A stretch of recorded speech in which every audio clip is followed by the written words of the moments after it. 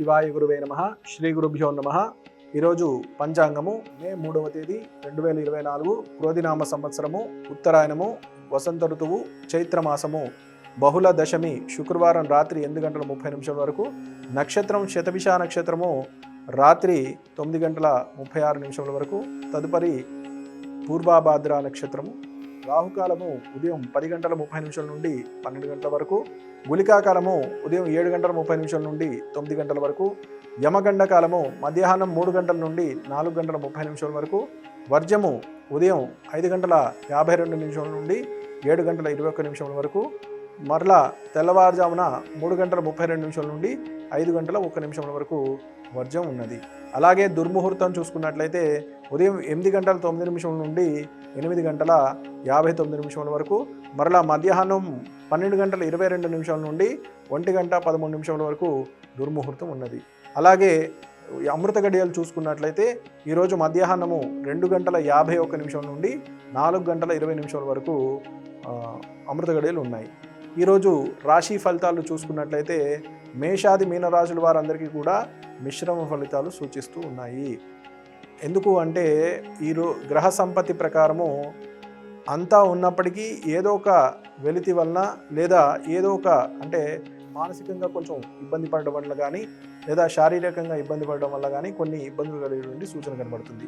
మేషరాశి వారికి ఇతరుల వలన కొన్ని ఇబ్బందులు కలిగేటువంటి సూచన కనబడుతుంది. అంటే ఆరోగ్యపరంగా బాగున్నప్పటికీ మానసికంగా వారు ఎదుటి వారి యొక్క సూటిపోటి మాటల వలన లేదా గతంలో జరిగిన సన్నివేశాలను మళ్ళీ ఆలోచన చేయడం వలన కొంచెం ఇబ్బంది పడేటువంటి సూచన కనబడుతుంది. కాబట్టి జాగ్రత్త వహించడం మంచిది.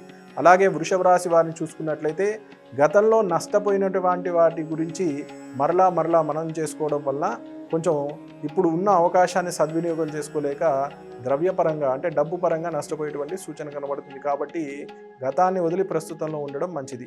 అలాగే మిథున రాశి వారిని చూసుకున్నట్లయితే మీరు గత సంవత్సర కాలం నుండి ఎదురు చూస్తున్నటువంటి ఇంక్రిమెంట్లు కానీ లేదా ప్రమోషన్ సంబంధించిన విషయాలు ఏవైతే ఉన్నాయో ఆశాజనకంగా ఉన్నప్పటికీ వెంటనే ఒక ఇబ్బంది కూడా ఉండేటువంటి సూచన ఉంది. కాబట్టి జాగ్రత్త వహించడం మంచిది. ఉన్నత అధికారులతోటి అంటే మీ పై అధికారులతో ఎవరైతే ఉన్నాయో వచ్చిన ఫలితాన్ని కొంచెం శాంతంగా మాట్లాడుకున్నట్లయితే సత్ఫలితాలు పొందేటువంటి సూచన కనబడుతూ ఉంది. అలాగే కర్కాటక రాశి వారు వృత్తిపరంగా కానీ ఆరోగ్యపరంగా కానీ అంతా కొంచెం సద్దుమణిగినప్పటికీ మీ యొక్క పూర్వం ఏదైతే ఉందో దాన్నే మీరు మననం చేసుకోవడం వల్ల నాకేదో జరిగింది అనేటువంటి భావంతో ఉండేటువంటి సూచన కనబడుతుంది. కాబట్టి అది వదిలివేయాలి. అలాగే సింహరాశి వారు దూకుడుగా ముందుకు వెళ్ళడం వలన లేదా మనం అనుకున్న పని అవ్వాలి అనుకోవడం వలన మీ యొక్క చేతి నుంచి కొంచెం డబ్బు నష్టపోయేటువంటి సూచన కనబడుతుంది. ఇతరులు దాన్ని అవకాశంగా తీసుకుని మిమ్మల్ని ఇబ్బంది పెట్టి లేదా మీ డబ్బును మీరు కోల్పోయేటువంటి సూచన కనబడుతుంది. కాబట్టి జాగ్రత్త వహించడం మంచిది. అలాగే కన్యారాశి వారు గత కొద్ది కాలంగా ఏదైతే పనులు చేపట్టారో ఏదైతే పనులు కావాలని మీరు సంకల్పించి ఉన్నారో ఆ పనులన్నీ కూడా సత్ఫలితాలు పొందేటువంటి సూచనలో ఉన్నాయి. కానీ మీ యొక్క వ్యక్తిగత వైఖరి అంటే అహంతో కూడుకున్నటువంటి వైఖరి వలన ఎదుటి వారికి చేయాలనే ఉద్దేశం ఉన్నప్పటికీ చేయకపోవడం వలన నష్టపోయేటువంటి సూచన కనబడుతుంది. కాబట్టి జాగ్రత్త వహించాలి. అలాగే పిల్లలు ఎవరైతే ఉన్నారో విద్యార్థులు చదువు పట్ల శ్రద్ధ వహించడం శ్రేయస్కరం. అలాగే తులారాశి వారు ఈ వారంలో మీరు కొన్ని పనులు పూర్తయినప్పటికీ కొంచెం డబ్బు పరంగా కానీ ఇటువంటివి మీకు కొద్దిగా ఇబ్బంది కలిగేటువంటి సూచన కనబడుతుంది. అంటే ఆర్థికపరమైన విషయాల్లో మీరు అనుకున్న సమయానికి డబ్బు రాకపోవడం అంటే పని అవుతుంది కానీ లాస్ట్ మినిట్లో అంటే చివరి క్షణంలో అవ్వడం వల్ల ఆ ఒత్తిడి ఎక్కువగా ఉండేటువంటి సూచన ఉంది. కాబట్టి ఆరోగ్యపరంగా జాగ్రత్త వహించడం మంచిది.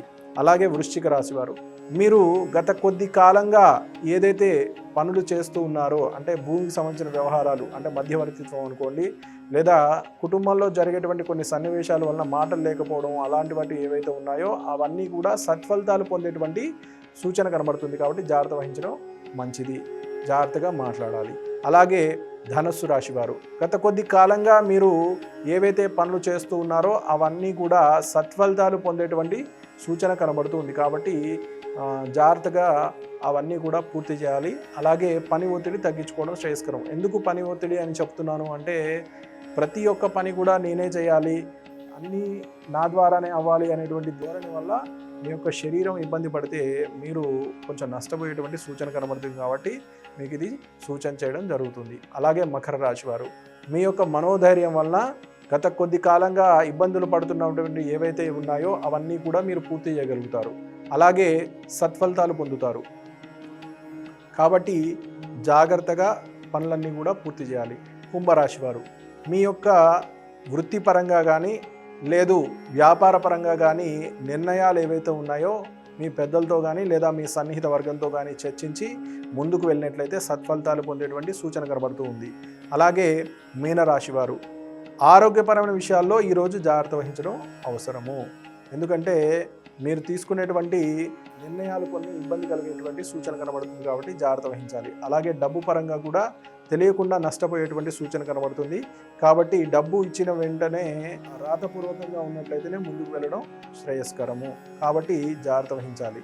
అలాగే ఈరోజు పరిహారాలను చూసుకున్నట్లయితే మీ దగ్గరలో ఉన్నటువంటి దుర్గాదేవి ఆలయం కానీ అమ్మవారి ఆలయంలో నిమ్మడొప్పలో ఆవు నేతితోటి దీపారాధన చేయించి ఆవు నేతితోటి దీపారాధన చేసినట్లయితే కొంచెం సత్ఫలితాలు పొందేటువంటి సూచన కనబడుతుంది. అలాగే అమ్మవారికి ప్రీతిగా దుర్గా కవచం కానీ దేవి ఖడ్గమాల స్తోత్రం కానీ చదివినట్లయితే మీకున్నటువంటి రుణ బాధలు సర్పదోషము సంబంధించిన సూచనలు ఏవైతే ఉన్నాయో అవన్నీ తొలగిపోయే సూచన కనబడుతుంది. మీ దగ్గరలో ఉన్న నవగ్రహ దేవాలయంలో శుక్రగ్రహానికి ప్రీతిగా బొబ్బర్లు దానం చేసినట్లయితే కాఫీ రంగు ఉన్నటువంటి వస్త్రాన్ని దానంగా ఇచ్చినట్లయితే సత్ఫలితాలు పొందుతారు. అలాగే మీరు మీ దగ్గరలో ఉన్న ఆ అమ్మవారి ఆలయంలో కుంకుమార్చన కూడా చేయించినట్లయితే మీ యొక్క ఫలితాలు ఏవైతే ఉన్నాయో అవన్నిటిని కూడా తీవ్రత తగ్గించుకొని ఉపశమనం పొందేటువంటి సూచన కనబడుతూ ఉంది.